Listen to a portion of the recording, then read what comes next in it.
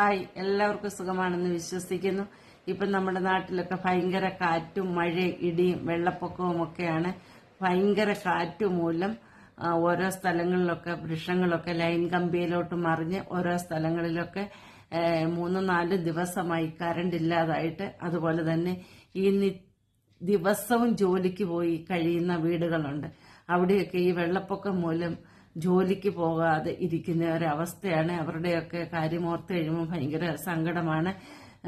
ദിവസവും ജോലിക്ക് പോയി കഴിയുന്നവരുണ്ട്. അതുപോലെ ഈ കടലിലൊക്കെ ഭയങ്കര തിരമാലയൊക്കെ അടിച്ചു കയറി ഇങ്ങനെ വരുന്ന സമയമാണ്. ഈ സമയത്തൊക്കെ കടലിൽ ജോലിക്ക് പോയി കഴിയുന്നവരുമുണ്ട്. അവരുടെയൊക്കെ വീടുകളിൽ ഇപ്പം ഭയങ്കര ബുദ്ധിമുട്ടുള്ള ഒരു സമയമാണ് ഈ മഴക്കാലം എന്ന് പറഞ്ഞാൽ.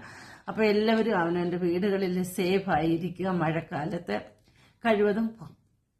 കഴിവതും പുറത്തു പോകാതെ വീട്ടിൽ തന്നെ ഇരിക്കുക.